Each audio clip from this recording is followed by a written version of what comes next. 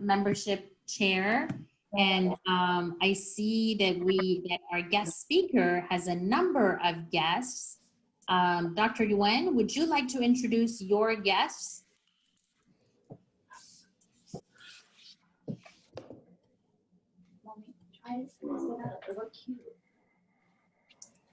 You have to unmute yourself, Dr. Yuen. Daddy, why are you guys wearing masks? Josefina's here. You have to wear one too. By the way, you guys can touch your space or your return bar, or this, what is it, the return bar, the space bar? Off or shut you on? Okay, so I'm going to guess who's a guest and who's and not, because I know some of the people I know on here are also already members. So I introduced Becky Chang, who is the oh my gosh, she has a new title too. She just got promoted. Anyway, the Assemblymember Judy Chu's office. She used to be the district director, housed in Pasadena, and she is now, I think, deputy chief of staff out of Washington, D.C. My other friend, Ken Toll, is a world-renowned director, and she collaborated with the Chinese American Museum on several films that had to do with the preservation of history and culture, both in Hong Kong and here in the US. I introduced Mei Lee, who is a stellar teacher at Brightwood Elementary School in Alhambra School District. And I think they're all preparing to somehow reopen school, but not.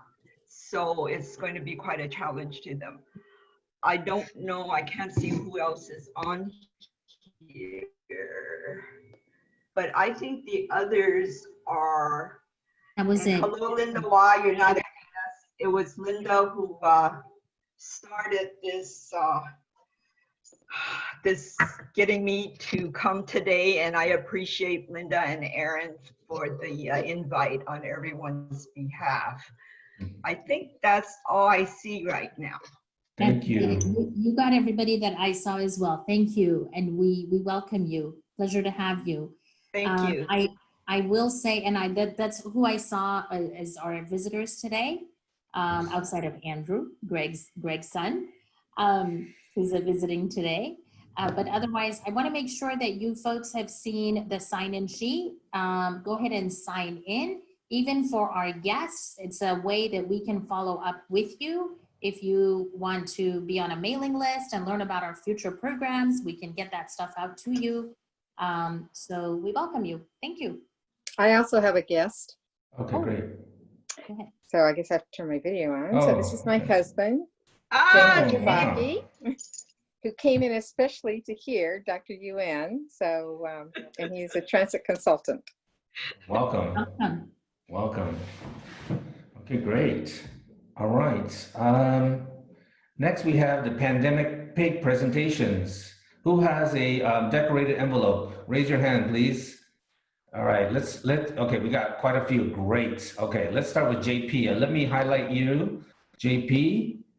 Oh, that's great. You can go off of mute for a quick second. Okay, that looks great.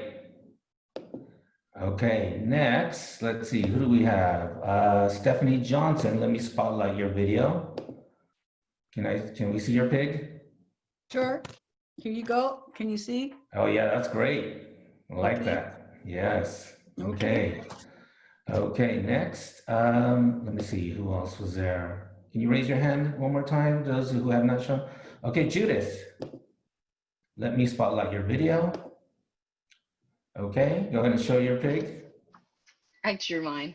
Oh, we can't see it. Put it against your against your face, and we can probably. Oh, there you go. Yeah, there you go. That's great. Wow. That's great. Thank you. And then Greg Johansson. Let me go ahead and spotlight your video. Oh, that's great.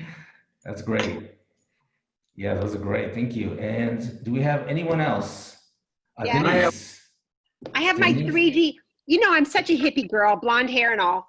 All Here's my hippie right. pig. Did you paint that? No, I did not. Okay. I have a piggy collection. Okay. Yes. All right. Isaac Khan, let me spotlight your video, please. 1 second here. I have a pig. Oh, okay. Let me get to Dennis. 1 second. Spotlight video. All right. Who made that, Dennis? Who made that? Well, Liz made it. Okay, that's great. Thank Liz for us. Okay, Isaac Khan, let me spotlight your video. Eradicate polio. I love it. Yeah, that's a fancy one. Did you make that yourself too? Is that from the closet at the church? Yeah. That's a Okay. sister pig. Sister That's pig. our club sister pig. Okay. Next we have Teddy. I saw Teddy was brought up something. Yeah. Oh, fancy Whoa. one. Put it in here. I'll put the money here. Okay, Pig. what is that? Louis Vuitton pig. All right. Yeah. Yeah, you're fancy. Okay, who's next? Anyone else? Raise your hand, please. All right, great job. So, what's that? Can you draw a pig and we'll make an envelope? Okay, for those of us who have pigs, or if you have a blank envelope, or if you just want to put something in your pocket, it's time to donate to the polio pig, okay? Let's go ahead and do that.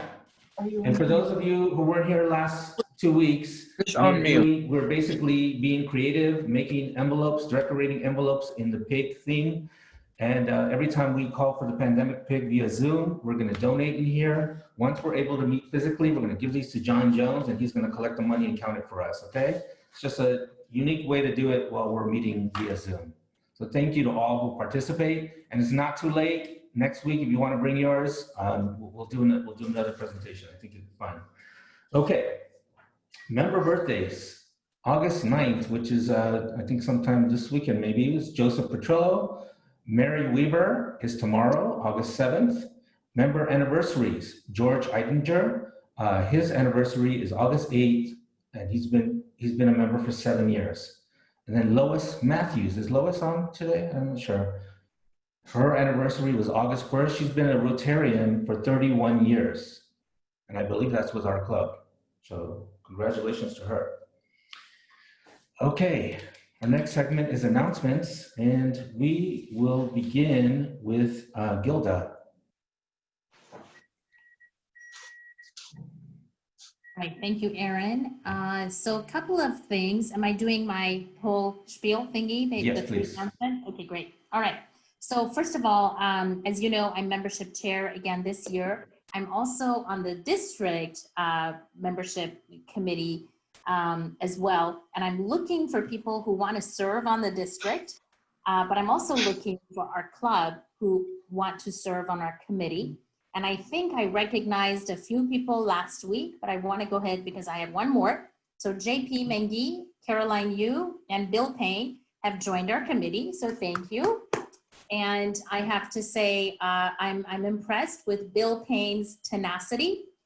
He has a potential applicant. He was here with us last week, Jack Lau. He's the new manager at HSBC. So we're going to get an application from him soon. That's through Bill Payne's tenacity and follow up. And we're going to have a couple of applications coming from the school district. So I'm excited. I'm not going to get them out of the bag yet, because it has to go through the board. But anybody here who wants to join the membership committee, you all received, actually, I don't think it was all. I think it was just the ambassadors who were ambassadors last year. But I'm going to send a P-mail. If you want to be an ambassador, and what an ambassador is you as a Rotarian feel passionate about Rotary and you want to grow Rotary. So all you have to do is tell people what Rotary is. Maybe you just talk about the pig, right? The pig alone. You got to come and see a Rotary meeting. So an ambassador is somebody who just says, come, what are you doing Thursday at noon? Come and be with us for lunch. And it's free and it's on Zoom. And you're gonna meet the movers and shakers of San Marino Rotary Club. So if you wanna be an ambassador, look for that email, I'll get that out. August is the month of membership in the Rotary world. So you're gonna hear from me all month of August or from other members from our committee. Our committee is now 12 members.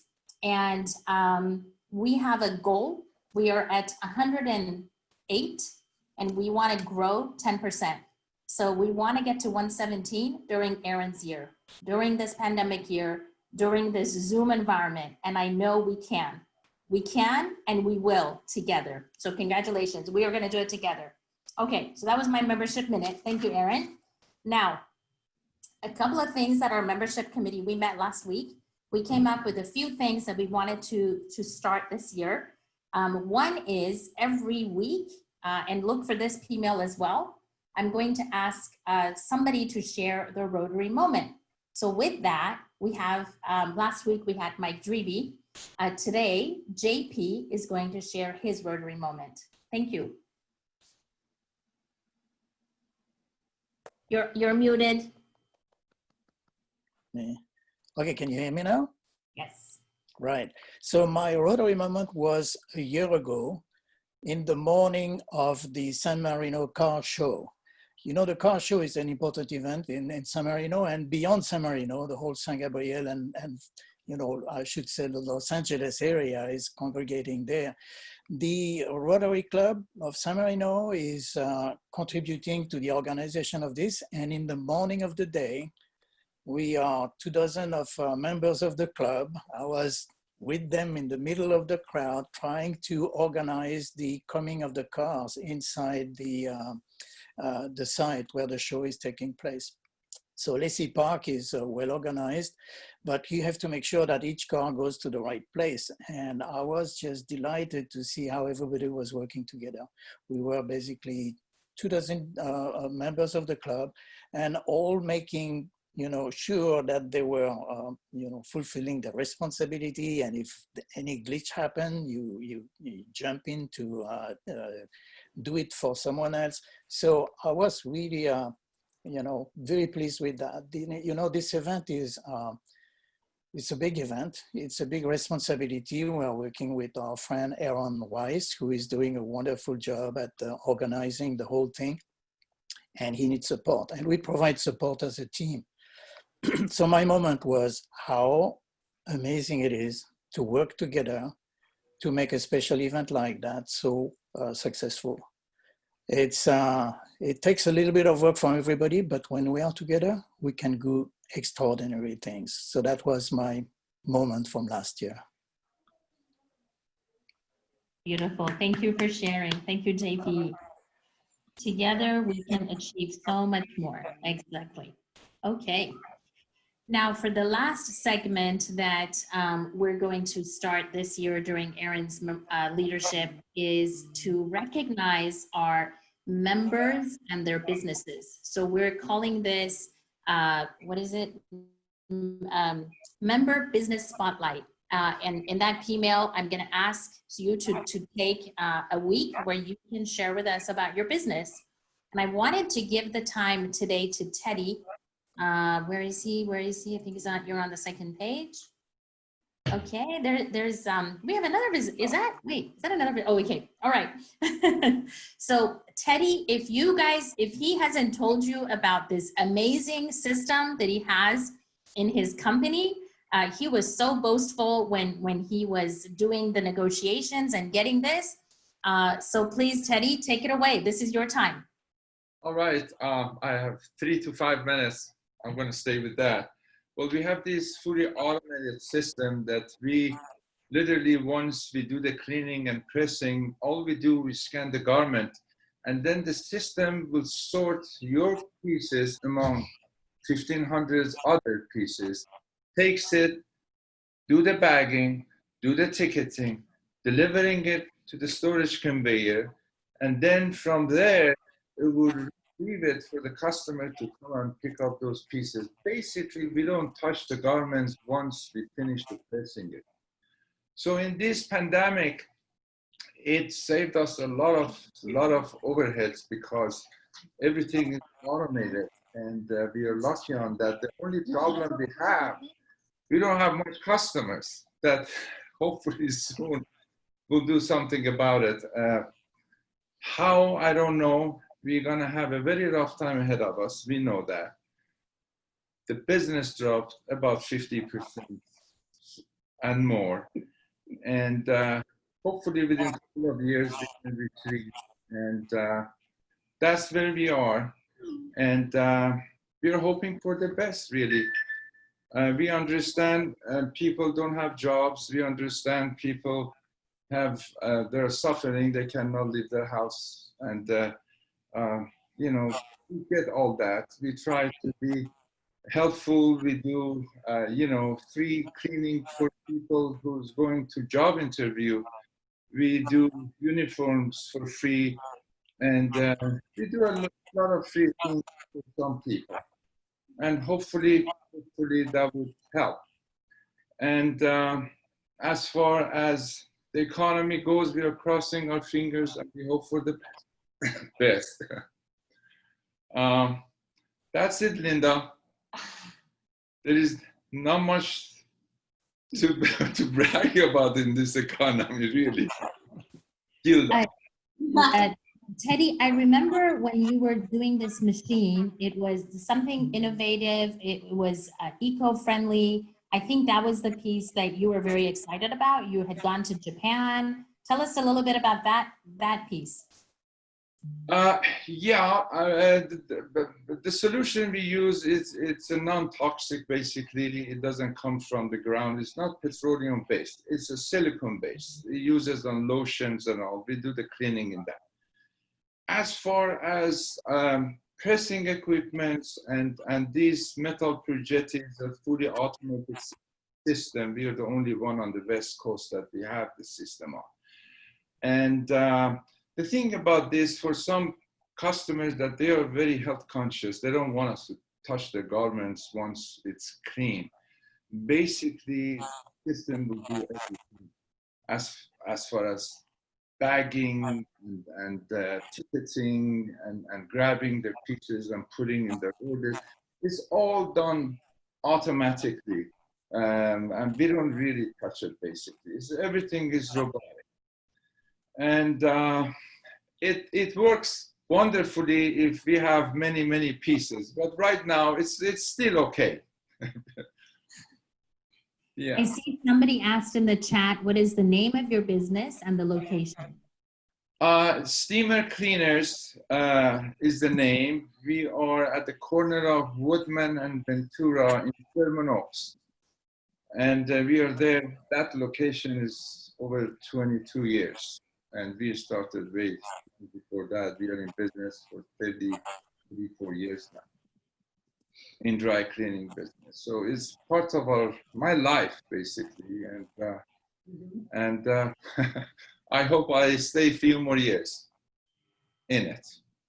Thank you, Teddy. You can tell you're very passionate about your business, and it means a lot to you.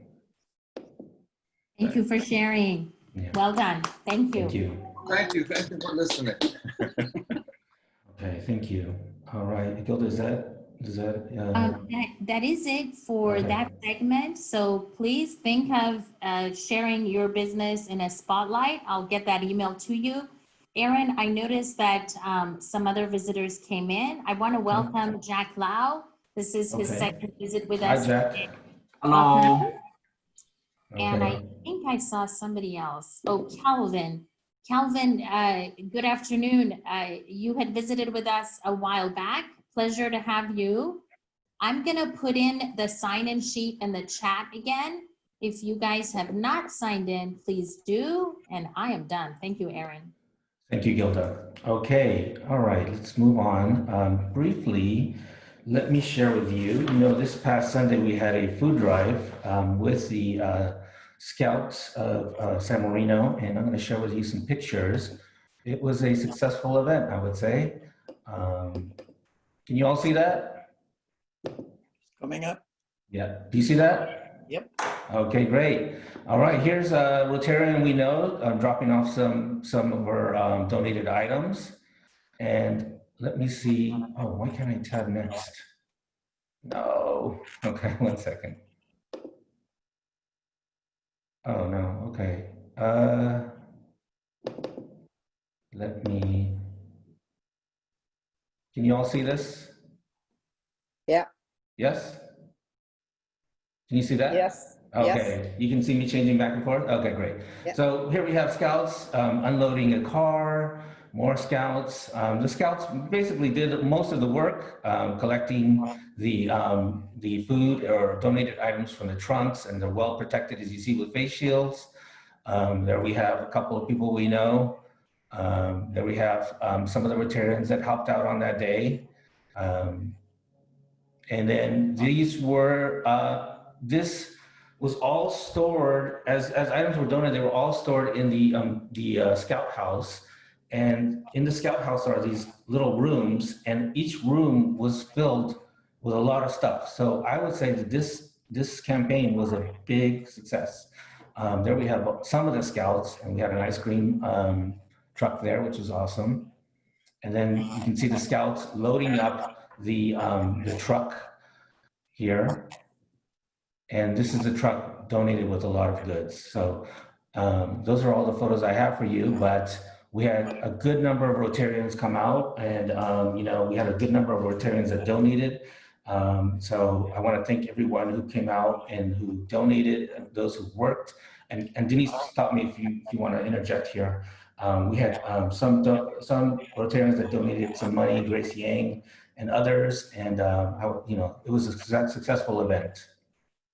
They just said to us, the fellow who came and picked it up, he was like, this is way better than just having a drop-off bin somewhere, because it made community. And if you can imagine the size of their box truck, food just kept coming out, and a couple scouts got up there and moved it all the way to the back of the box truck, and it filled up an entire floor of food. So there were several hundred pounds worth of food that are going to go to great use in our local community for our brothers and sisters. So thank you very, very much. Thank you. Yeah, it was a good success. Awesome. Let's do it again. Yeah, let's do it again. Okay. This is a little important piece. Did everyone see this in the Tribune, our little ad? Yep. Yeah, Bill put together this ad, and we want to thank Bill because he spent a lot of time on this. I think it perfectly sums up what we did as a club last year and every year. We also have this ad in a PDF file, and let me show that to you. Okay, it's a great tool to show potential members. I know that I sometimes have a hard time summing up what we do as a club, and now we have a valuable tool to show anyone. So we want to thank Bill, who spent a lot of time putting this together, and thank you to Greg for his leadership last year. Thank you to all the committees and all of the members for making all of this happen. And of course, thank you to the Motor Classic and the endowments from past and current members. Without them, none of this would be possible. So please give ourselves a round of applause for our accomplishments last year, despite the challenges that we face. So this is a great ad that encapsulates everything that we do. So if it's not too late, I might ask Russ to send that to everybody so that we all have that file. Okay, great. One thing I do want to mention is the Friends of the Crow Library will be having a book sale drive-through, and that's August 21st from 11 to 2 at the Crow Library. They're working on a flyer for us, so as the next couple of meetings happen, we'll share that flyer with you. But save the date, that's August 21st from 11 to 2 at the Crow Public Library. Okay.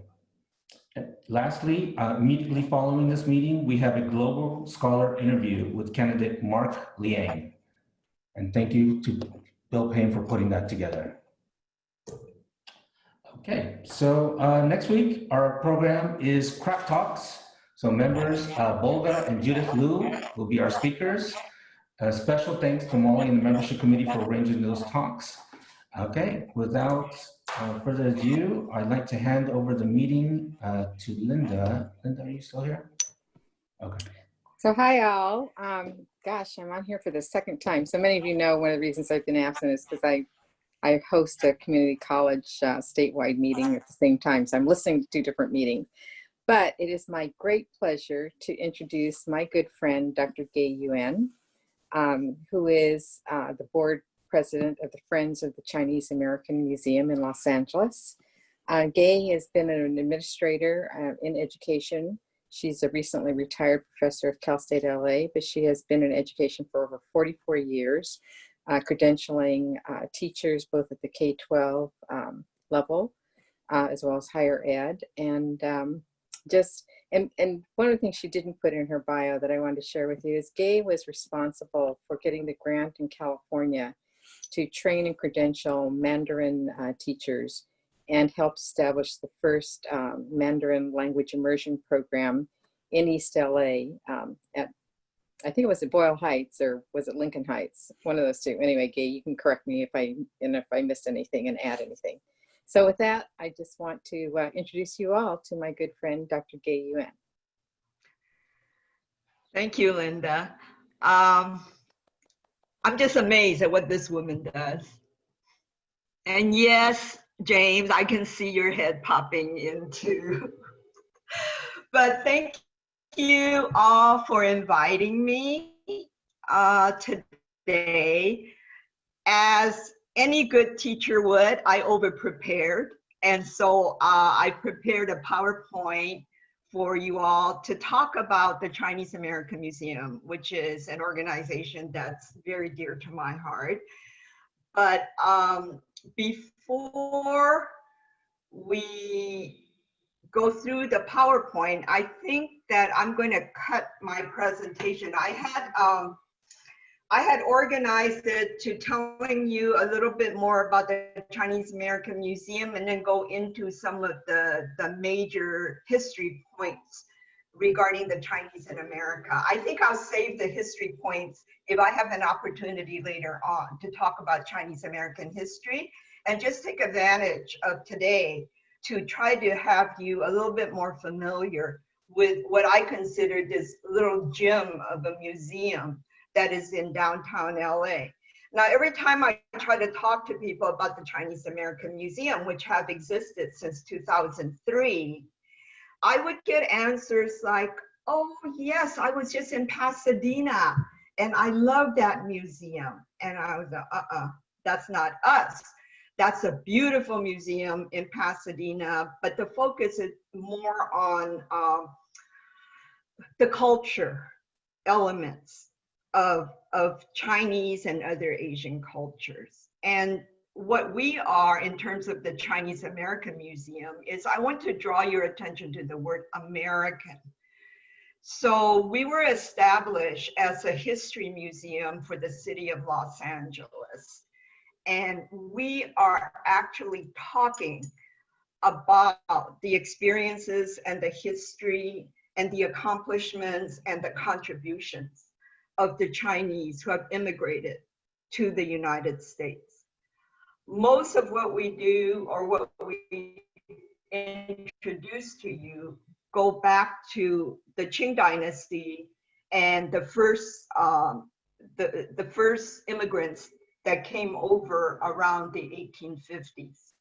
Now that's a long time. And yet there's been periods of major focus that the Chinese have contributed to the building of America that we don't teach. That's the history we don't teach. And so when within the late 19 that this beautiful brick building still stands. And it stands in El Pueblo Historical Monument. We are part of the historical monument. For those of you who's been to Olvera Street is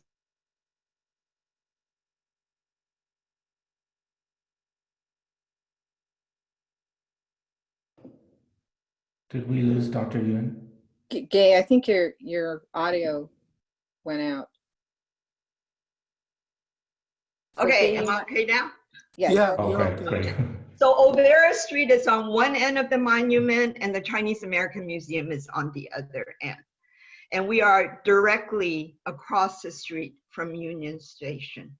Can you flip to the second slide? So we are actually downtown LA. And if we look to one direction, we can actually see City Hall, and we can see a lot of, which is surrounded by the Civic Center. Next. Next slide. We are in the historical Garnier building, and the Garnier building is what's left of what's considered Old Chinatown. The other question we often get is, why is the Chinese American Museum not in Chinatown? And we are in Chinatown, but we were in the original Chinatown. And so when the city decided to give us the building, then we had to raise money amongst our to rehab the building, and then raise the money to actually launch the museum. The easiest way to talk about the history of the Chinese in America is to do it chronologically. And so we looked at a timeline, and we looked at what permanent exhibitions need to be there, what are the major events happening or that have happened in Chinese the museum to learn more about the history of Chinese in America. What you're seeing is one of the floor of the museum, and the artifacts in there ranges through the different periods of the history. And I'm seeing that my internet is unstable, so Aaron? Oh, I got you. Okay, Yeah. so the museum isn't that big. We're about 7,000 square feet. And so we had to make the most out of whatever space we had and also whatever resources we had. And so the museum is curated and laid out with several permanent exhibits like this that talks about the history. And then we have, this is the first floor, we have a mezzanine, and then we also have the second floor. And the second floor then is where the changing exhibitions happen. And with changing exhibitions, we're really looking at more modern themes. We did a hip hop theme, we did a dreamers theme, we did a sriracha and tapadillo hot sauce exhibition. And so all those ended up on the second floor exhibition halls. The first floor is more of a permanent exhibition. Next, please. Next, please.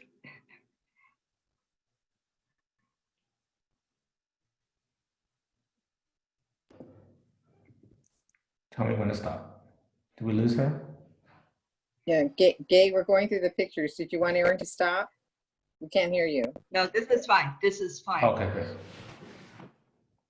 Because of resources, when they opened the museum, we had to go to our communities and ask, oh, go back, please, and ask for some of the elderly participants to see if they can donate things to us.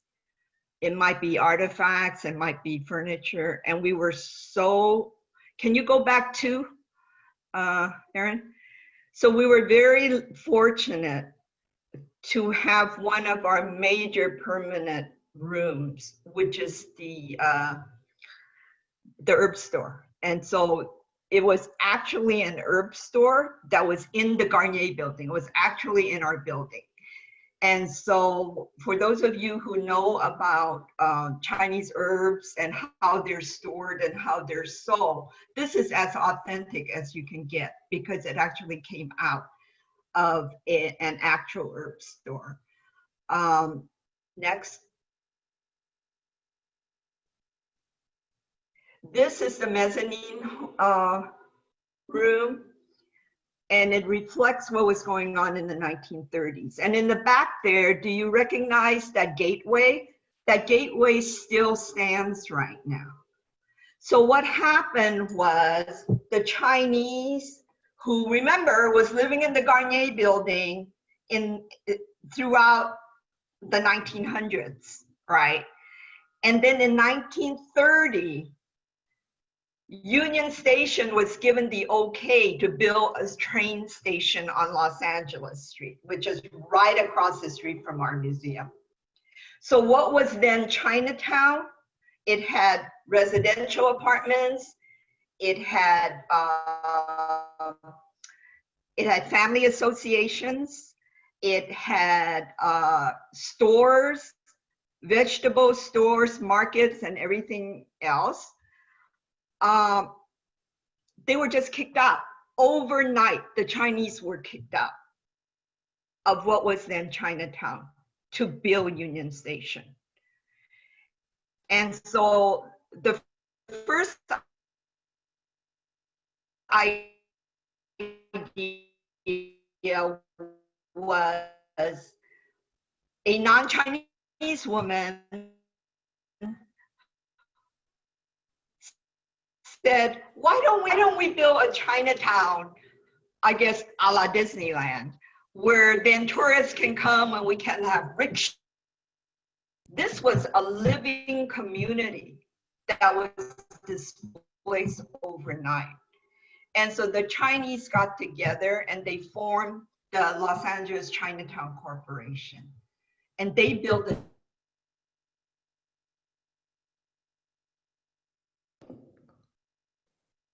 Gay, your voice is frozen. Your audio is frozen again.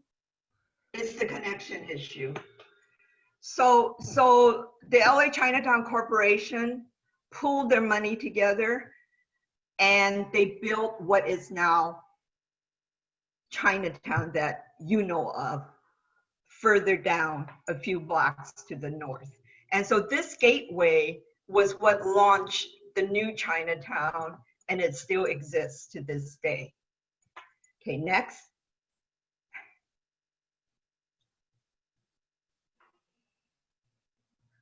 Aaron. Okay, so the museum celebrates 3 major events in addition to all our special events. One is, of course, Chinese New Year. And you know Chinese New Year happens anywhere from January through March. And so our staff didn't want to be chasing every year when Chinese New Year will be, especially when we wanted to celebrate Lantern Festival. And Lantern Festival is celebrated the 14 days after Chinese New Year. It's kind of like the culminating event. And so we decided, regardless of when Chinese New Year would be, we would have our city celebration of Lantern Festival on the first Saturday of March. On good years, when it's not raining, we draw 10,000 people to downtown.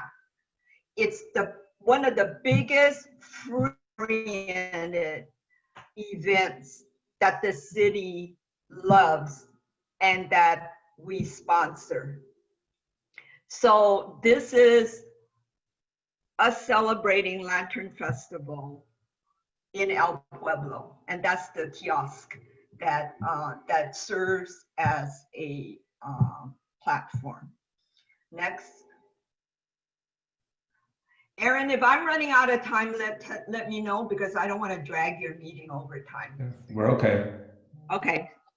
The other thing, okay, so we have Lantern Festival celebration. We also do a major fundraiser in September, October, where we raise most of our operating budget for the museum. The third thing, which is very sad, that we commemorate is the Chinese massacre of 1871.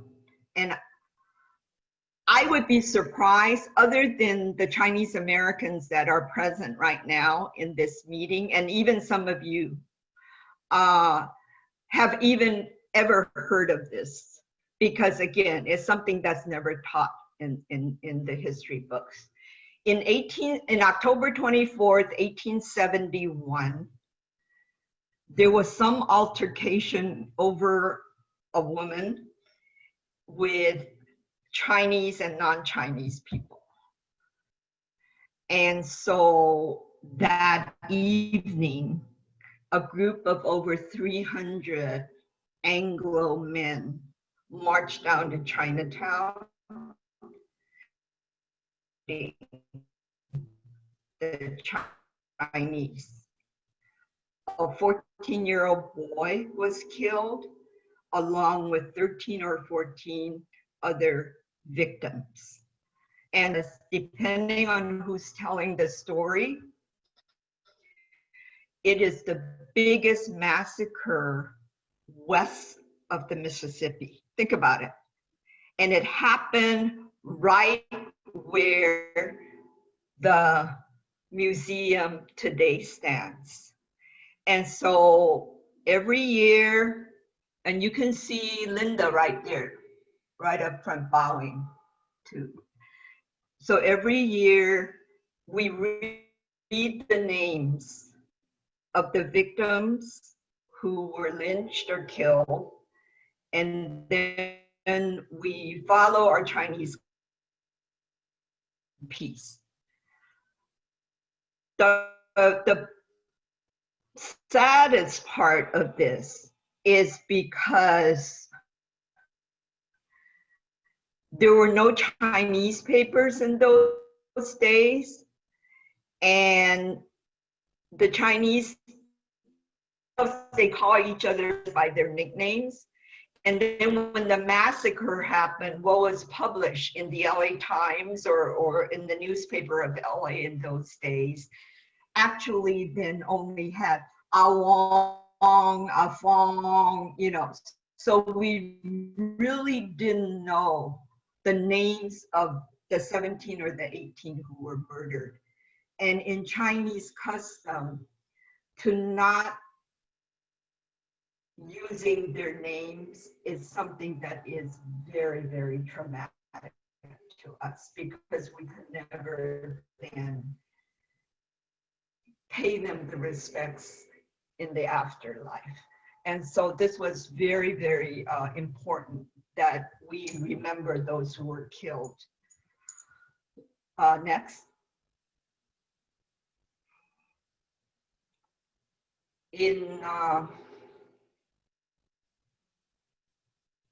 Can you go next?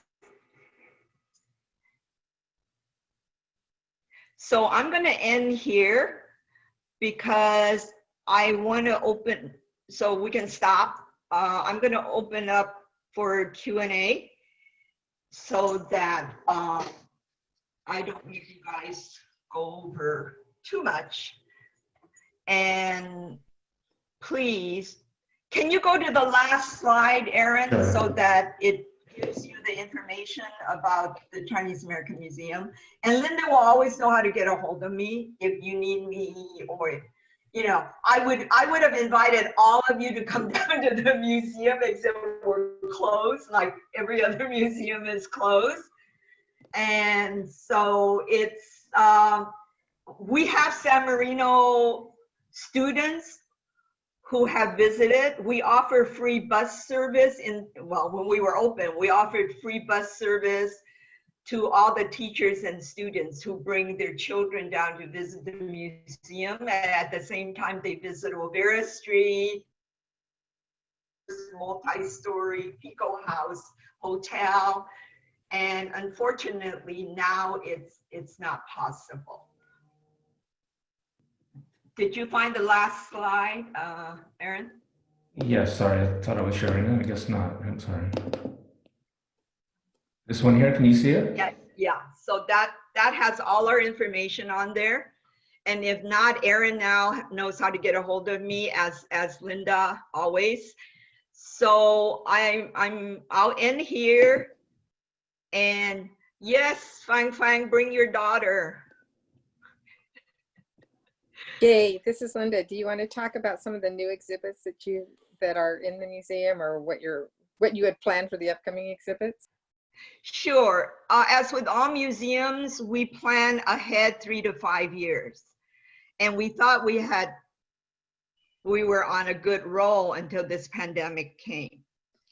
And then we decided to scrap everything that we planned because when the museum reopens again, I wanted to be happy. I wanted to be happy, joyous, because at first we were going to do an exhibition on Asian Americans involved in the pandemic, first responders and all that.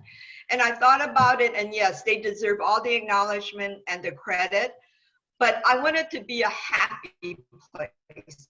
When we have our first exhibition, I want children, whether it's virtual or coming in person, if we reopen. So you're first to know this. It's not out yet, right? So shh, keep this a secret. Our first exhibit will be about boba. Because it's part of a diaspora. It's truly Chinese.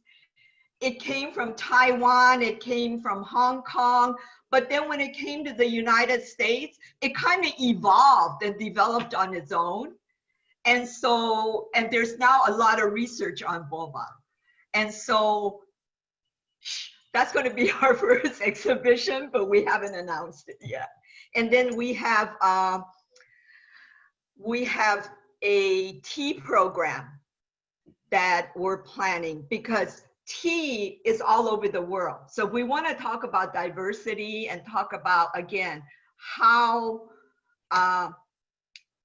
countries and cultures influence each other. Then we're going to look at having a tea program and then eventually doing a herb and tea and health exhibit. So, you know, those are the things that are planned. Great. So just to let you know, we still have about 15 minutes, so we have plenty of time to talk. Does anyone have any questions? I think James, you have a question? Yes. Can you hear me? Yes. Okay. Well, first of all, thank you very much for that.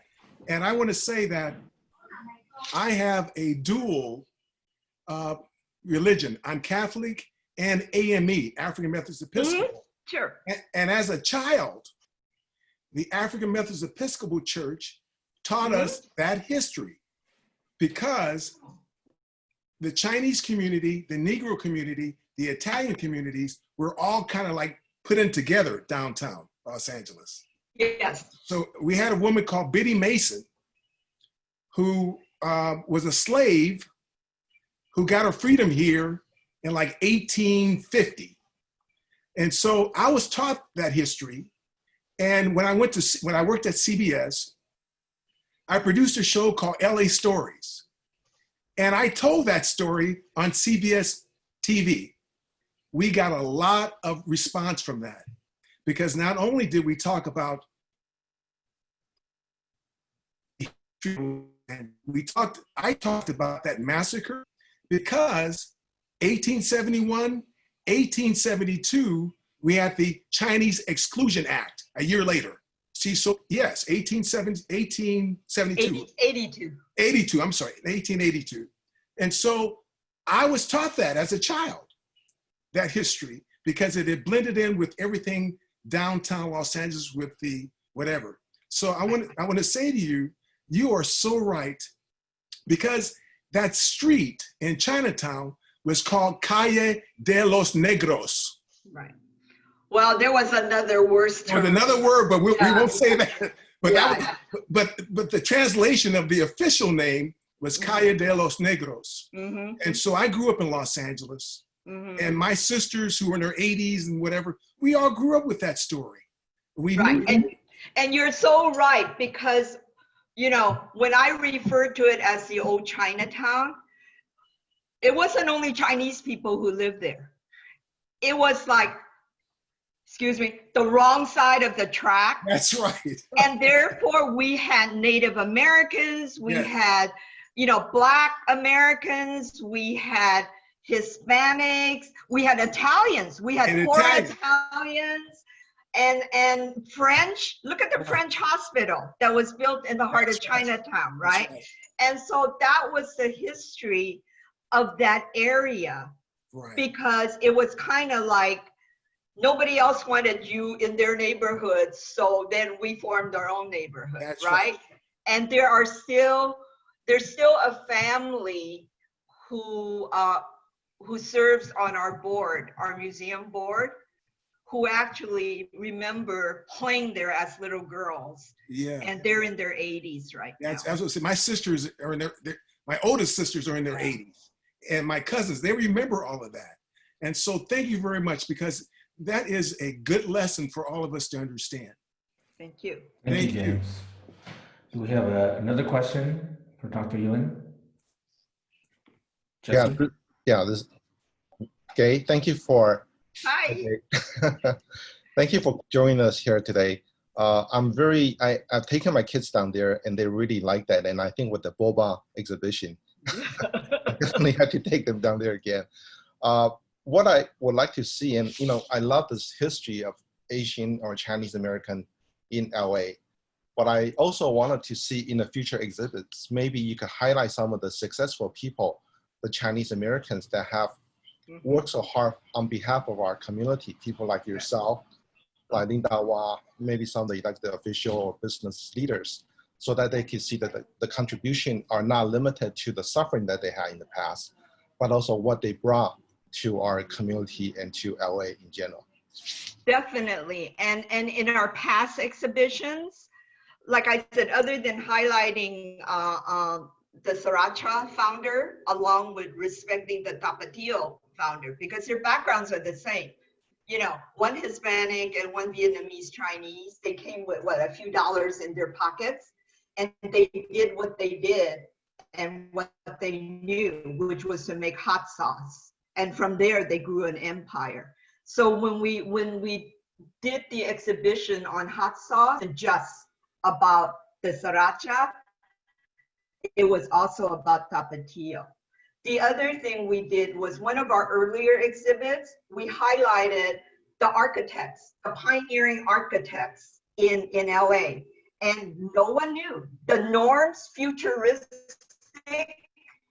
signage and design was done by a Chinese woman. And many of the iconic buildings found in LA were designed by the early architects, the Chinese American architects. We also featured two artists. We featured Tyrus Wong, and that was more of a trying to make a right, make a wrong right. Tyrus Wong, and this is a wonderful story.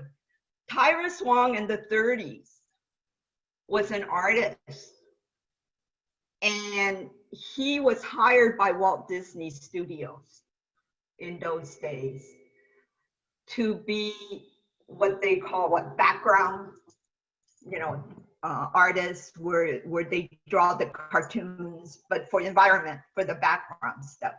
And then his immediate boss, supervisor, recognized his art and eventually gave him more and more responsibility. And so when Bambi was going to be made, he became the lead artist that worked with the team. He was head of the team that did Bambi. For those of you who try to look back to look at Bambi, you see the background is all Chinese 山水画, right? Chinese landscape style. The fuzziness, the blending muteness, right? And then you saw the animals up front. Walt Disney visited the studios many times when Bambi was being made. Mr. Wong never got introduced to Mr. Disney because he was Chinese. He just wasn't acknowledged, even though he headed the program. And then when Bambi came out, he didn't get the credit. as head of the production of the credits as like a supporting artist. So those are the things that we did, and in spite of that, and I think you're right, Jesse, in spite of that, we will be doing another exhibition on the breakthrough technology, people in technology.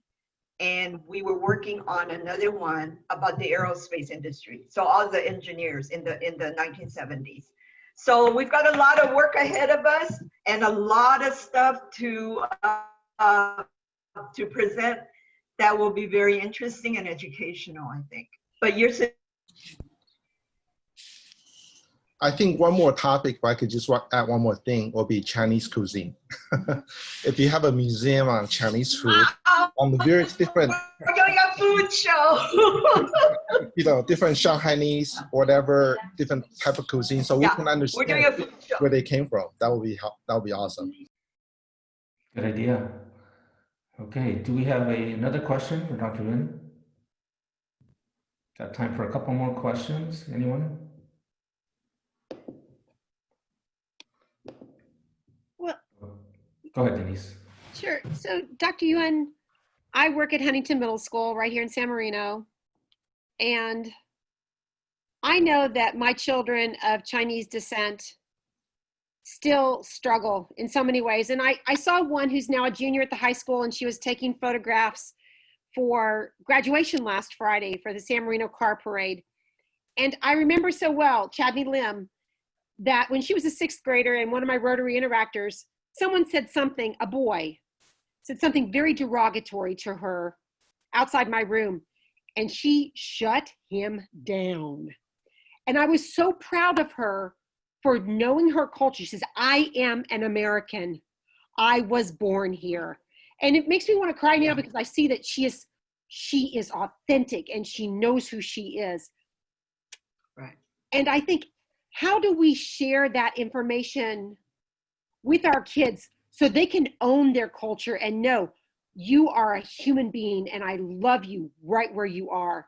You are part of me. And I love you, Denise Wadsworth, because one of the main messages we want to get across in the Chinese American Museum, and therefore with Chinese Americans, is exactly that. We are Americans. Don't you ever forget. I ain't going back to China. No. I don't even know how to go back to China unless it's for a visit, right? And so what we say is Chinese American history is Los Angeles history, is California history, is US history. You know, Chinese American history is not just to teach the Chinese who are here.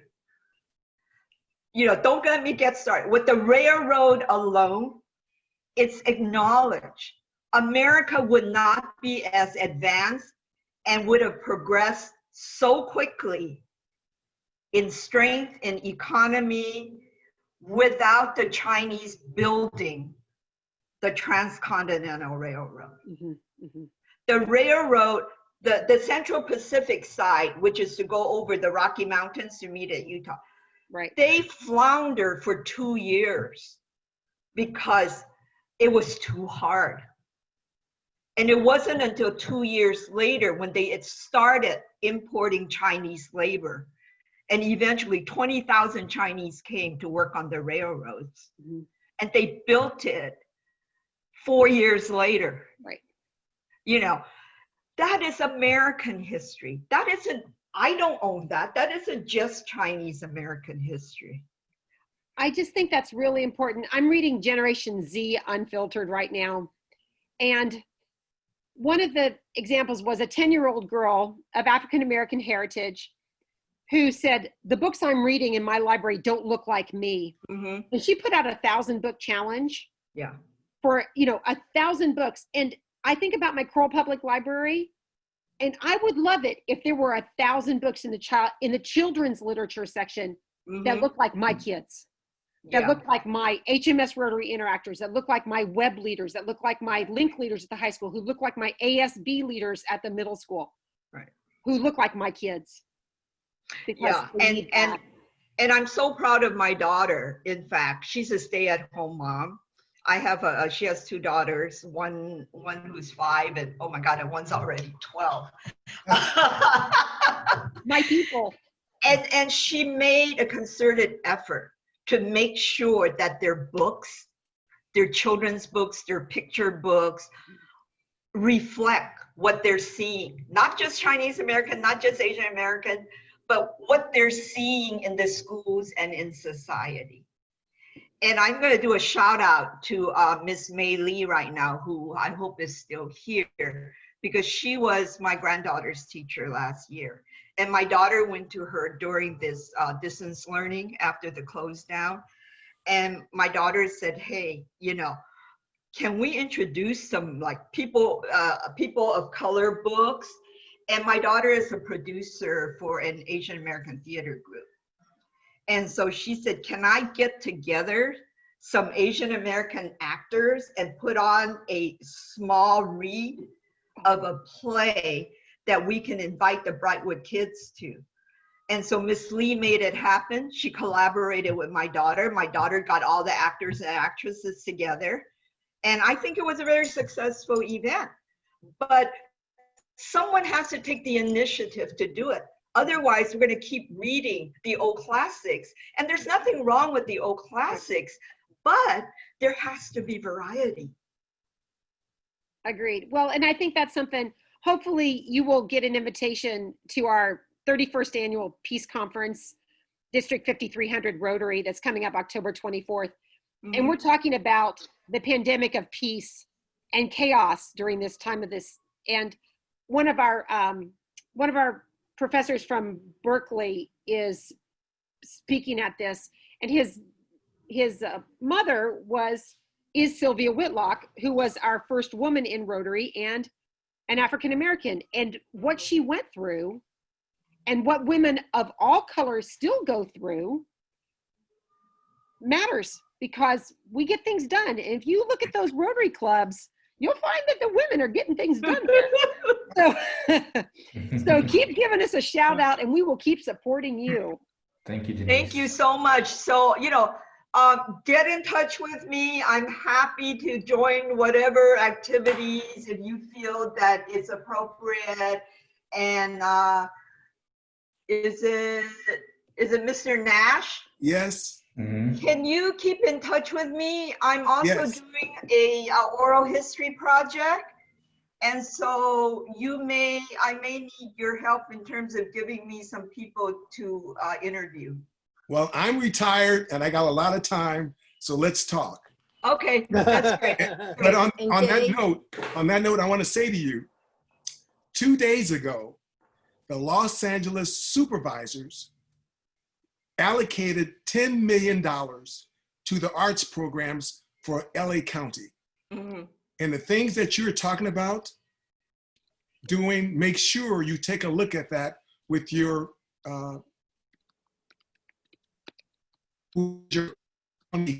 they just allocated $10 million to the arts to do those type of things that we have to do. So let's keep in contact. Yes. Yeah. And I'll talk. We're hurting right now. The museum is hurting right now. There you go. We used to have galas with 600 people, and we net about half of our operating budget for the year. Right. Because we get nothing from the city. We only get the building and maintenance. We get our toilets flushed, you know. Right. But so everything else we have to raise, and there's no way we're gonna have a 600 people gala, right? And net half the operational budget that we do. So we're scrambling now to look for money from foundations and stuff. Yes. Yeah, so make sure you contact whoever your supervisor is, that office, today or tomorrow, to see how you can get a part of that allocation. Great. Thank you for your Thank you, James. Thank you. Okay, do we have another couple of questions? Okay. Thank you so much, Dr. Yuen. Thank you for coming today. We will be donating a book on your behalf to the Kroll Public Library. And we want to thank Lois Derry for continuing to take care of that. Thank you all for joining us today. Next week for our program, we have member craft talks. Members Bolga and Judith Liu will be our guest speakers. Thank you all for joining us today. Thank you to Kanto, Becky Cheng, Mei Lee, Jack Lau, and Calvin Wong.